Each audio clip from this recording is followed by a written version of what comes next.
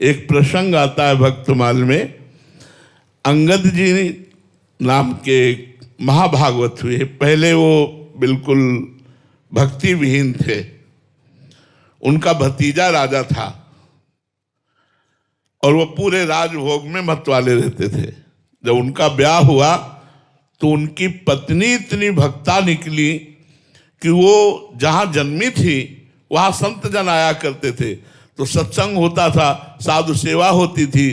तो उन्होंने बचपन में एक गुरु मंत्र ले लिया था, खूब गुरु भजन करती थी। लेकिन जब ब्याह होके आया तो ये पति एकदम भगवान से विमुख, किसी संत पर कोई श्रद्धा नहीं, कोई ठाकुर जी पर श्रद्धा नहीं, बस वही खाना पीना राजसी राजभोग में मस्त रहना। अब उनको तो बड़ी विचलता हुई, न संत चरणामृत मिले, न संत जूठन मिले, न संत दर्शन मिले, न कोई भक्ति के लक्षण। इतनी सुंदर थी कि अंगद जी आसक्त हो गए पत्नी में। ये खास बात बन गई।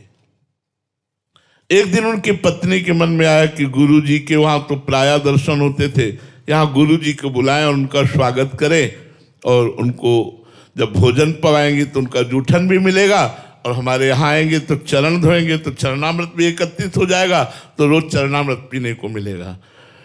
उन्होंने, अब रानी थी तो सेवकों को भेजा गुरु जी के पास प्रार्थना पत्र की, आप कृपा करके पधारो। मैं तो नहीं आ सकती क्योंकि हमारे पति भक्ति भाव के विरुद्ध हैं, तो आप कृपा करके घर एक बार पधारो तो आपका चरणामृत, आपकी जूठन, आपका दर्शन, आपका वचनामृत मुझे प्राप्त हो। संत बड़े दयार्द होते हैं। वो आ गए, वो चरणामृत उतारी और गुरुजी के चरण दबा रहे थे, पास में बैठे। इतने में वो अंगद जी आ गए। अंगद जी ने देखा बाबा जी और रानी हमारी चरण दबा रहे। क्या क्या ना बोल गए, मतलब बहुत ही बुरा बोल गए। अब संत तो मान अपमान से ऊपर होते हैं। अब वो तो रोने लगी रानी, गुरुदेव भगवान क्षमा कीजिए, ये बहुत ही भक्ति विरोधी भाव वाले हैं, आप क्षमा कीजिए। उनका कोई बात नहीं बेटा, मैं जा रहा हूं यहां से, तुम अपने भजन में लगना। और वो चले गए। अंगद जी को देखकर उनकी पत्नी ने कहा कि तुमने हमारे गुरु का अपमान किया। मैं आपसे तो कुछ नहीं कह सकती क्योंकि आप हमारे पति हो, लेकिन आज से नियम लेती हूं, मैं पानी भी नहीं पीऊंगी, तुमसे संभाषण भी नहीं करूंगी और अपने प्राण त्याग दूंगी। बस जाकर एकांत कमरे में हो गए। अब अंगद जी व्याकुल हो गए क्योंकि वो पत्नी से बहुत प्यार करते थे, वो बहुत सुंदर थी, मनोनुकूल। तो एकदम उन्होंने जाकर बहुत मनाया, जब नहीं मानी तो चरण पकड़ लिए। और अंगद जी ने कहा मैं वो सब कुछ करने को तैयार हूं जो तुम कहोगे, लेकिन तुम पानी पियो, भोजन पाओ, तुम जीवित रहो। अगर तुम जीवित नहीं रहोगी तो मैं भी मर जाऊंगा। मैं वो सब करने को तैयार हूं जो तुम आज्ञा करोगी। देखो घटना परिवर्तन कर दी। तो उनका जाओ, हमारे गुरुजी को साष्टांग दंडोत करो और उनको पुनः लिवा के लाओ और उनको भोजन पवाओ और उनकी आप भी जूठन पाओ। ऐसा ही किया।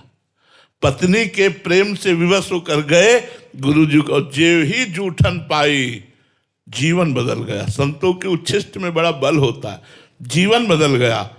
अब तो वो स्वयं अपनी पत्नी से बढ़कर भक्ति करने लगे।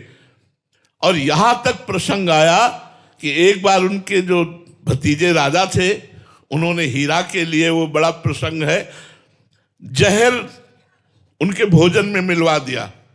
तो जब ठाकुर जी को भोग लग के आया और फिर उनको सूचना दी उनकी बहन ने कि इसमें जहर मिला है, तो उन्होंने कहा जब ठाकुर जी ने पा लिया तो अब प्रसाद थोड़ी छोड़ेंगे, चाहे जहर मिलाओ चाहे जो कुछ, पूरा प्रसाद पा। कुछ नहीं हुआ अंगद जी का, पूरा जहर पच गया।